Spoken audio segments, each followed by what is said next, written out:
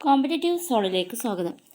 SCERT social science ഭാഗത്ത് ഇന്ന് 7ാം ക്ലാസ്സിലെ രണ്ടാമത്തെ ചാപ്റ്ററാണ് ഡിസ്കസ് ചെയ്യുന്നത്.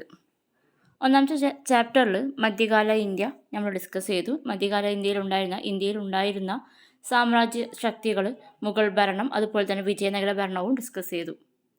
ഇന്ന് മധ്യകാല ഇന്ത്യ സാംസ്കാരിക പ്രസ്ഥാനങ്ങൾ, സാംസ്കാരികമായിട്ടും സാമൂഹികമായിട്ടും ഇന്ത്യയിൽ ഒരുപാട് മാറ്റങ്ങൾ കൊണ്ടുവന്നിട്ടുള്ള പ്രസ്ഥാനങ്ങളെക്കുറിച്ചാണ് ഈ പാഠഭാഗത്ത് പഠിക്കാനുള്ളത്. കുട്ടികളുടെ പാഠപുസ്തകവും ഹാൻഡ് ബുക്കും റെഫർ ചെയ്തിട്ടാണ് നോട്ട് തന്നിട്ടുള്ളത്. നമുക്ക് ക്ലാസ്സിലേക്ക് കടക്കാം. പാഠം 2, മധ്യകാല ഇന്ത്യ സാംസ്കാരിക പ്രസ്ഥാനങ്ങൾ. മധ്യകാല ഇന്ത്യയിൽ പ്രധാനമായിട്ടും 2 പ്രസ്ഥാനങ്ങളാണ് വരുന്നത്: ഭക്തി പ്രസ്ഥാനവും സൂഫി പ്രസ്ഥാനവും. ഭക്തി പ്രസ്ഥാനം എന്ന് പറയുമ്പോൾ ബേസിക്കായിട്ട് അത് ഹിന്ദു മതത്തിൽ വന്നിട്ടുള്ള പ്രസ്ഥാനങ്ങളാണ് ഭക്തി പ്രസ്ഥാനങ്ങൾ എന്ന് പറയുന്നത്. ഇസ്ലാം മതത്തിൽ വന്നിട്ടുള്ള പ്രസ്ഥാനങ്ങളെ സൂഫി പ്രസ്ഥാനവും എന്ന് പറയും. അപ്പോൾ ആദ്യം ഭക്തി പ്രസ്ഥാനമാണ് ഡിസ്കസ് ചെയ്യുന്നത്. പാഠം തുടങ്ങുന്നത് കുലശേഖര ആഴ്വാറുടെ ഒരു വാക്യങ്ങൾ തന്നിട്ടാണ്. ആ വാക്യം എന്ന് പറയുന്നത് പെരുമാൾ തിരുമോയി എന്ന കൃതിയിലെ വാക്യങ്ങളാണ്. അപ്പോൾ പെരുമാൾ തിരുമോയി എന്ന കൃതി ആരെഴുതിയതാണ്? കുലശേഖര ആഴ്വാറാണ്. കുലശേഖര ആഴ്വാർ ഭക്തി പ്രസ്ഥാന പ്രചാരകനായിരുന്നു. ഇദ്ദേഹത്തിൻ്റെ കൃതിയാണ് പെരുമാൾ തിരുമോയി. ദക്ഷിണേന്ത്യൻ ഭക്തി പ്രസ്ഥാനം പ്രധാനമായിട്ടും ദക്ഷിണേന്ത്യയിലാണ് ഉയർന്നു വന്നിട്ടുള്ളത്. തമിഴ്നാട്ടിലാണ് ഭക്തി പ്രസ്ഥാനം രൂപം കൊള്ളുന്നത്. എവിടെയാണ്? തമിഴ്നാട്ടിലാണ് ഭക്തി പ്രസ്ഥാനം രൂപം കൊണ്ടത്. ഭക്ത കവികളെ രണ്ടായിട്ട് തിരിക്കാം. ഭക്തി പ്രസ്ഥാനത്തിൻ്റെ പ്രചാരകരായിട്ടുള്ള ഭക്ത കവികളെ രണ്ടായിട്ട് തിരിക്കാൻ പറ്റും: ആഴ്വാർമാരും നായനാർമാരും. ആഴ്വാർമാർ എന്ന് പറയുന്നത് വിഷ്ണു ഭക്തരാണ്, നായനാർമാർ എന്ന് പറയുന്നത് ശിവഭക്തരാണ്. അപ്പോൾ 2 തരത്തിലുള്ള ഭക്ത കവികളാണ് ഉണ്ടായിരുന്നത്. വിഷ്ണു ഭക്തരായിട്ടുള്ളവരെ ആഴ്വാർമാർ എന്നറിയപ്പെട്ടു, ശിവഭക്തരായിട്ടുള്ളവർ നായനാർമാർ എന്നറിയപ്പെട്ടു. ഇവർ കൃതികൾ, അവരുടെ എഴുത്തുകളിലൂടെയാണ് അവർ പ്രചാരണം നടത്തിയിരുന്നത്. അപ്പോൾ ഒരുപാട് ഗീതങ്ങളും കൃതികളും ഇവർ കൊണ്ടുവന്നിട്ടുണ്ട്. ഇവരുടെ പ്രധാന രചനകൾ അറിയപ്പെടുന്നത്, ആഴ്വാർമാർ നമ്മൾ പറഞ്ഞു വിഷ്ണു ഭക്തരാണ്. ഇവരുടെ രചനകൾ അറിയപ്പെട്ടിരുന്നത് 4000 ദിവ്യപ്രബന്ധം എന്ന പേരിലായിരുന്നു. ശിവഭക്തരായിരുന്ന നായനാർമാരുടെ രചനകൾ അറിയപ്പെട്ടിരുന്നത് തിരുമുറൈകൾ എന്ന പേരിലായിരുന്നു. അപ്പോൾ ആഴ്വാർമാരുടെ രചനകൾ 4000 ദിവ്യപ്രബന്ധം എന്നറിയപ്പെട്ടു. നായനാർമാരുടെ രചനകൾ തിരുമുറൈകൾ എന്നറിയപ്പെട്ടു. തിരുമുറൈകൾക്ക് ഉദാഹരണങ്ങളാണ് തേവാരം, പെരിയ പുരാണം ഒക്കെ.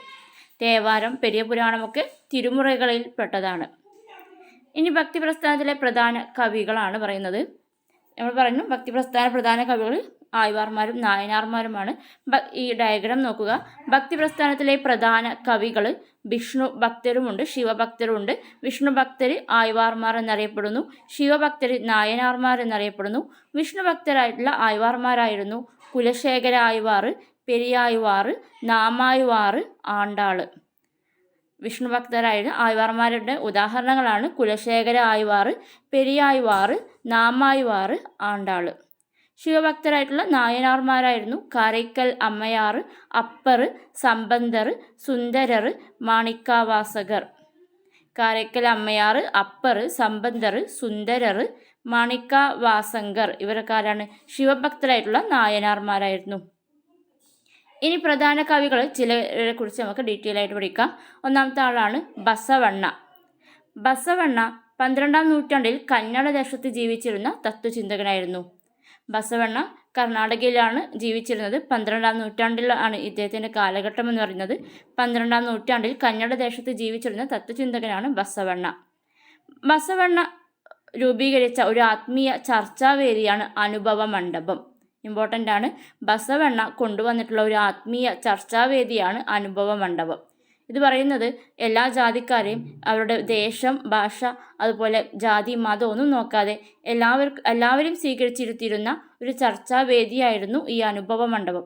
ഇവിടെ എല്ലാവർക്കും അവരുടെ അഭിപ്രായങ്ങൾ പറയാനും ഈ അഭിപ്രായങ്ങളിൽ നിന്നെല്ലാം ഒരു തീരുമാനങ്ങൾ കൊണ്ടുവരികയും ചെയ്തിരുന്നു. അപ്പോൾ അനുഭവ മണ്ഡപം എന്ന് പറയുന്നത് ബസവണ്ണ കൊണ്ടുവന്നിട്ടുള്ള ആത്മീയ ചർച്ചാവേദിയാണ്. ഈ ആത്മീയ ചർച്ചാവേദിയിൽ നേതൃത്വം നൽകിയിരുന്നത് അല്ലമ്മ പ്രഭുവും അക്ക മഹാദേവിയുമായിരുന്നു. അനുഭവ മണ്ഡലത്തിന് ചർച്ചകൾക്ക് നേതൃത്വം നൽകിയിരുന്നത് ആരൊക്കെയാണ്? അല്ലമ്മ പ്രഭുവും അക്ക മഹാദേവിയും. ജാതി, ലിംഗം പരിഗണിക്കാതെ എല്ലാവർക്കും ഇവിടെ പങ്കെടുക്കാമായിരുന്നു. ഇവിടെ ഈ ചർച്ചയിൽ നിന്ന് ഉരുത്തിരിഞ്ഞു വന്നിട്ടുള്ള ആശയങ്ങൾ അറിയപ്പെട്ടിരുന്നത് വചനങ്ങൾ എന്നാണ്. അനുഭവ മണ്ഡപത്തിൽ വന്നിട്ടുള്ള ആശയങ്ങൾ അറിയപ്പെട്ടിരുന്നത് വചനങ്ങൾ എന്ന പേരിലായിരുന്നു. ബസവണ്ണ കൊണ്ടുവന്നിട്ടുള്ള ഒരു പ്രസ്ഥാനമാണ് വീരശൈവ പ്രസ്ഥാനം. ഇമ്പോർട്ടൻ്റ് ആണ്. ബസവണ്ണ കൊണ്ടുവന്നിട്ടുള്ള പ്രസ്ഥാനമാണ് വീരശൈവ പ്രസ്ഥാനം. മറ്റു വചന കവികളാണ് ചിന്നബസവയും സിദ്ധരാമയ്യയും. അപ്പോൾ ഒന്നാമത്തത് ബസവണ്ണ 12ാം നൂറ്റാണ്ടിൽ കന്നഡ ദേശത്തായിരുന്നു ജീവിച്ചിരുന്നത്. അനുഭവ മണ്ഡപം ഇദ്ദേഹം കൊണ്ടുവന്നിട്ടുള്ള ആത്മീയ ചർച്ചാവേദിയാണ്. ഇവിടെ ചർച്ചയ്ക്ക് നേതൃത്വം നൽകിയിരുന്നത് അല്ലമ്മ പ്രഭുവും അക്ക മഹാദേവിയുമായിരുന്നു. ജാതി, ലിംഗം, മതം ഒന്നും പരിഗണിക്കാതെ എല്ലാവർക്കും ഇവിടെ പങ്കെടുക്കാമായിരുന്നു. ഇവിടെ ഈ ചർച്ചയിൽ നിന്ന് കൊണ്ടുവന്നിട്ടുള്ള ആശയങ്ങൾ വചനങ്ങൾ എന്നാണ് അറിയപ്പെട്ടിരുന്നത്. ഇദ്ദേഹം ബസവണ്ണ കൊണ്ടുവന്നിട്ടുള്ള പ്രസ്ഥാനമാണ് വീരശൈവ പ്രസ്ഥാനം. മറ്റു വചനകവികളാണ് ചിന്നബസവയും സിദ്ധരാമയ്യയും. ദെൻ കബീറുടെ ഒരു കൃതിയിലെ വാക്യങ്ങളാണ് തന്നിട്ടുള്ളത്. അല്ലാ, രാമൻ, കരീം, കേശവ, ഹരി, അസ്രത്ത് എന്നിങ്ങനെ ദൈവത്തിന് വിളിപ്പേരുകൾ ഉണ്ടനവധി. പൊന്നുരുക്കി പണിതതാം വളകൾ മുതിരങ്ങളും പൊന്നു തന്നലെയോ, വൈജാത്യങ്ങൾ നാം നിർമ്മിക്കും പദങ്ങളിൽ മാത്രം. അപ്പോൾ എല്ലാ മതങ്ങളെയും ഒന്നാണ് എന്ന് പ്രചരിപ്പിച്ചിരുന്ന ഒരാളായിരുന്നു കബീർ. ഈ വാക്കുകൾ ഓർത്തിരിക്കണം. ഇതാരുടെ വരികളാണെന്ന ചോദ്യങ്ങളൊക്കെ നമുക്ക് പ്രതീക്ഷിക്കാം. ഇദ്ദേഹം ഉത്തർപ്രദേശിൽ ജീവിച്ചിരുന്ന ഒരു ഭക്തി പ്രസ്ഥാന പ്രചാരകനായിരുന്നു കബീർ. ഇദ്ദേഹത്തിൻ്റെ കീർത്തനങ്ങൾ അറിയപ്പെട്ടിരുന്നത് ദോഹകൾ എന്നായിരുന്നു. കബീറിൻ്റെ ദോഹകൾ എന്നായിരുന്നു അറിയപ്പെട്ടിരുന്നത്. അപ്പോൾ കബീർ ഉത്തർപ്രദേശിൽ ജീവിച്ചിരുന്ന ഒരു ഭക്തി പ്രസ്ഥാന പ്രചാരകനാണ്. ഇദ്ദേഹത്തിൻ്റെ കീർത്തനങ്ങൾ ദോഹകൾ എന്നാണ് അറിയപ്പെട്ടിരുന്നത്. ദെൻ അടുത്ത ആളാണ് ഗുരു നാനാക്ക്. 15ാം നൂറ്റാണ്ടിൽ പഞ്ചാബിലെ ഷേഖ്പുരിയിൽ തൽവണ്ടി ഗ്രാമത്തിലാണ് ഇദ്ദേഹത്തിൻ്റെ ജനനം. ഗുരു നാനാക്ക് പഞ്ചാബിലായിരുന്നു. പഞ്ചാബിലെ ഷേഖ്പുരിയിലെ തൽവണ്ടി ഗ്രാമത്തിലായിരുന്നു ഇദ്ദേഹം ജനിച്ചത്. ഗുരു നാനാക്ക് കൊണ്ടുവന്നിട്ടുള്ള പൊതു അടുക്കളയാണ് ലങ്കാർ. എല്ലാ ജാതി മത ദേശവും അല്ലാതെ എല്ലാവരും സ്വീകരിച്ചിരുന്ന പൊതു അടുക്കളയാണ് ലങ്കാർ. ലങ്കാർ എന്ന ആശയം കൊണ്ടുവന്നതാരാണ്? ഗുരു നാനാക്കാണ്. സിഖ് മതം രൂപീകരിച്ചത് ഗുരു നാനാക്കാണ്. സിഖ് മതത്തിൻ്റെ പിതാവ്. സിഖ് മതം രൂപീകരിച്ചതാരാണ്? ഗുരു നാനാക്കാണ്. സിഖ് മത വിശുദ്ധ ഗ്രന്ഥം അറിയപ്പെട്ടിരുന്നത് ആദി ഗ്രന്ഥ എന്നാണ്. സിഖ് മത വിശുദ്ധ ഗ്രന്ഥം അറിയപ്പെട്ടിരുന്നത് ആദി ഗ്രന്ഥ. അപ്പോൾ പ്രധാനമായിട്ടും ബസവണ്ണ, കബീർ, ഗുരു നാനാക്ക് എന്നീ ഭക്തിപ്രസ്ഥാന പ്രചാരകരെയാണ് പഠിച്ചത്.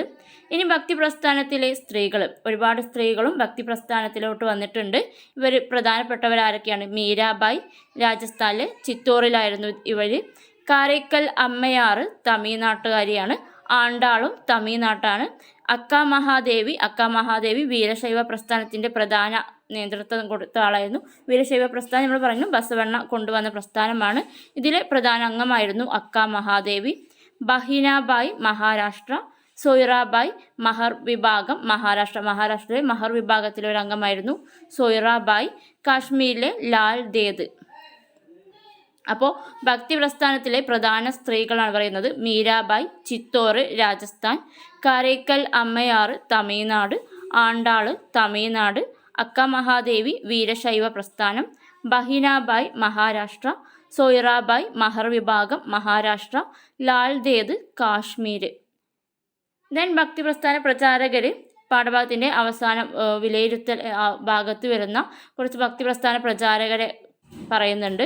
അവരാണ് ശങ്കർദേവ, രാമാനന്ദ, തുളസീദാസ്, റായ്ദാസ്, വല്ലഭാചാര്യ, ചൈതന്യ മഹാപ്രഭു, ഏകനാഥ, തൂക്കാറാം, അപ്പർ, നാമായ്വാർ, ദാദുദയാൽ.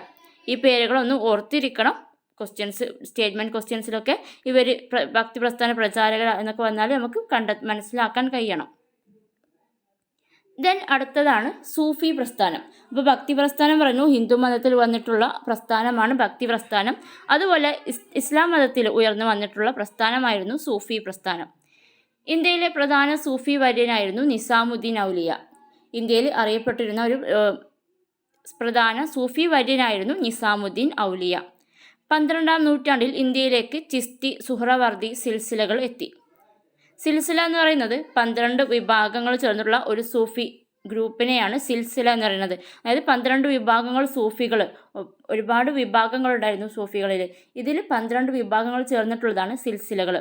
ഈ സിൽസിലയിൽ നിന്ന് ചിസ്തി, സുഹറവർത്തി സിൽസിലകളാണ് ഇന്ത്യയിലോട്ട് 12-ാം നൂറ്റാണ്ടിൽ എത്തുന്നത്. സൂഫി ഗുരുവിനെ പീർ അല്ലെങ്കിൽ ഷെയ്ഖ് എന്നാണ് അറിയപ്പെട്ടിരുന്നത്. ഇവരുടെ അനുയായികളെ മുരീദ് എന്ന് പറയും. ഇവർ താമസിച്ചിരുന്ന താമസ സ്ഥലത്തെ ഗാൻഗാഹ് എന്നാണ് അറിയപ്പെടുന്നത്. ഇവരുടെ ഭക്തി ഗാനങ്ങൾ ഗവാലി എന്നാണ്. ഗവാലിയുടെ ശൈലിയാണ് സമ. അപ്പോൾ ഇന്ത്യയിലെ പ്രധാന സൂഫി വര്യനായിരുന്നു നിസാമുദ്ദീൻ ഔലിയ. 12-ാം നൂറ്റാണ്ടിൽ ആണ് സിൽസിലകളായിട്ടുള്ള ചിസ്തിയും സുഹറവർദിയും ഇന്ത്യയിലോട്ട് വരുന്നത്. ഇവരുടെ സൂഫി ഒരു ഗുരു ഉണ്ടായിരിക്കും, അവർക്ക് അനുയായികളും ഉണ്ടായിരിക്കും. ഗുരുവിനെ പറയുന്നത് പീർ അല്ലെങ്കിൽ ഷെയ്ഖ് എന്നാണ്. അനുയായികളെ മുരീദ് എന്ന് പറയും. ഇവരുടെ താമസ സ്ഥലം ഗാൻഗാഹ് എന്നാണ് അറിയപ്പെടുന്നത്. ഇവരുടെ ഭക്തി ഗാനങ്ങളായിരുന്നു ഇവർ പ്രധാനമായിട്ടും ചെയ്തിരുന്നത്. ഭക്തി ഗാനങ്ങൾ ഗവാലി എന്നാണ് അറിയപ്പെടുന്നത്. ഈ ഗവാലിയുടെ ശൈലിയാണ് സമ എന്ന് പറയുന്നത്. ഇതിന് പ്രധാന സൂഫി വര്യന്മാരും അവരുടെ പ്രദേശങ്ങളുമാണ്. ഷെയ്ഖ് ഷിഹാബുദ്ദീൻ സുഹറവർദി സിൽഹറ്റ് എന്ന പ്രദേശത്തുള്ള ആളാണ്. ഷെയ്ഖ് നിസാമുദ്ദീൻ ഔലിയ ഡൽഹി. ഖോജ മൊയ്നുദ്ദീൻ ചിസ്തി അജ്മീർ. ഷെയ്ഖ് ഷിഹാബുദ്ദീൻ സുഹറവർദി സിൽഹറ്റ്. ഷെയ്ഖ് നിസാമുദ്ദീൻ ഔലിയ ഡൽഹി. ഖോജ മൊയ്നുദ്ദീൻ ചിസ്തി അജ്മീർ. ദെൻ പ്രാദേശിക ഭാഷകളിലുണ്ടായ പ്രധാന സാഹിത്യകൃതികളും രചയിതാക്കളുമാണ് പ്രാദേശിക ഭാഷയിൽ. അപ്പോൾ ഇവരുടെ ഈ ഭക്തി പ്രസ്ഥാനകരുടെ പ്രധാനപ്പെട്ട കാര്യമെന്ന് പറയുന്നത് അവർ പ്രാദേശിക, ആ പ്രദേശത്ത് ആളുകൾ സാധാരണയായിട്ട് സംസാരിക്കുന്ന ഭാഷകളിലായിരുന്നു ഇവരുടെ കൃതികൾ. അതിനു മുമ്പ് വന്നിട്ടുള്ള മതഗ്രന്ഥങ്ങൾ എല്ലാം പറയുന്നത് എന്താണ്, പ്രാദേശിക ഭാഷയിലല്ലായിരുന്നു. ഈ ആളുകൾക്ക് അവർക്ക് എളുപ്പത്തിൽ അവർ വായിച്ച് മനസ്സിലാക്കാൻ കഴിയില്ലായിരുന്നു. അപ്പോൾ ഈ ഭക്തി പ്രസ്ഥാനകർ വന്നപ്പോൾ അവരെന്ത് ചെയ്തു, പ്രാദേശിക ഭാഷയിലായിരുന്നു. അപ്പോൾ കേൾക്കുന്ന സാധാരണക്കാർക്കും അത് മനസ്സിലാക്കാൻ കഴിഞ്ഞിരുന്നു. അതായിരുന്നു ഇതിൻ്റെ ഹൈലൈറ്റ് ആയിട്ട് വന്നിരുന്നുള്ളത്. അപ്പോൾ പ്രാദേശിക ഭാഷകളിൽ ഉണ്ടായിരുന്നിട്ടുള്ള പ്രധാന സാഹിത്യ കൃതികളും രചയിതാക്കളുമാണ് ടേബിളിൽ തന്നിട്ടുള്ളത്. തമിഴ് ഭാഷയിലുള്ള പ്രധാന കൃതിയായിരുന്നു 4000 ദിവ്യ പ്രബന്ധം. ഇത് എഴുതുന്ന രചയിതാവാരാണ്? ആയ്വാർമാരാണ്. ആയ്വാർമാരുടെ രചനകളായിരുന്നു 4000 ദിവ്യ പ്രബന്ധം. തമിഴ്നാട്ടിലെ തന്നെ നായനാർമാരുടെ രചനകളാണ് തിരുമുറൈകൾ എന്ന് പറയുന്നത്. കന്നഡ ദേശത്തെ പ്രധാന കൃതികളായിരുന്നു വചനങ്ങൾ. ബസവണ്ണയൊക്കെ കൊണ്ടുവന്നിട്ടുള്ളതാണ് വചനങ്ങൾ. ഇതിൻ്റെ രചയിതാക്കൾ ആരൊക്കെയാണ്? ബസവണ്ണ, അക്ക മഹാദേവി, അല്ലമ്മ പ്രഭു. തെലുങ്ക് ഭാഷയിൽ മഹാഭാരതങ്ങൾ വിവർത്തനം ചെയ്തവരാണ് നന്നയ്യ, തിക്കണ്ണ, യരപ്രഗത. ബംഗാളി ഭാഷയിലെ പ്രധാന കൃതിയാണ് ഗീതാ ഗോവിന്ദം. എഴുതിയിട്ടുള്ളത് ജയദേവനാണ്.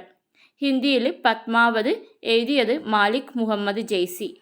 മലയാളത്തിൽ ജ്ഞാനാപാന എഴുതുന്നത് പൂന്താനമാണ്. അധ്യാത്മരാമായണം കിളിപ്പാട്ട് എഴുതിയത് തുഞ്ചത്ത് രാമാനുജൻ എഴുത്തച്ഛൻ. മുഹിയുദ്ദീൻ മാല എഴുതിയത് ഗാസി മുഹമ്മദ്. അപ്പോൾ ഒന്നുകൂടി നോക്കാം. തമിഴ് ഭാഷയിൽ 4000 ദിവ്യ പ്രബന്ധം എഴുതിയിട്ടുള്ളത് വിഷ്ണുഭക്തന്മാരായിട്ടുള്ള ആയ്വാർമാരാണ്. തിരുമുറൈകൾ എഴുതിയത് ശിവഭക്തരാണ്, അതായത് നായനാർമാരാണ്. കന്നഡ ഭാഷയിൽ വചനങ്ങൾ ബസവണ്ണ, അക്ക മഹാദേവി, അല്ലമ്മ പ്രഭു. തെലുങ്ക് ഭാഷയിൽ മഹാഭാരതം വിവർത്തനം ചെയ്തിട്ടുള്ളത് നന്നയ്യ, തിക്കണ്ണ, യരപ്രഗത. ബംഗാളി ഭാഷയിൽ ഗീതാ ഗോവിന്ദം എഴുതിയത് ജയദേവൻ. ഹിന്ദിയിൽ പത്മാവത്, മാലിക് മുഹമ്മദ് ജയ്സി. മലയാളം ജ്ഞാനാപാന പൂന്താനം, അധ്യാത്മരാമായണം കിളിപ്പാട്ട് തുഞ്ചത്ത് രാമാനുജൻ എഴുത്തച്ഛൻ. മുഹിയുദ്ദീൻ മാല ഗാസി മുഹമ്മദ്. അപ്പോൾ വളരെ ചെറിയൊരു പാഠമാണിത്. ഭക്തി പ്രസ്ഥാനവും സൂഫി പ്രസ്ഥാനവും അതിൻ്റെ പ്രചാരകരും അവരുടെ കുറച്ച് കൃതികളും ഡിസ്കസ് ചെയ്യുന്നുണ്ട്. അത് കൃത്യമായിട്ട് പഠിച്ചു വെക്കുക. വളരെ ഈസി ആയിട്ടുള്ളൊരു ചാപ്റ്ററാണ്.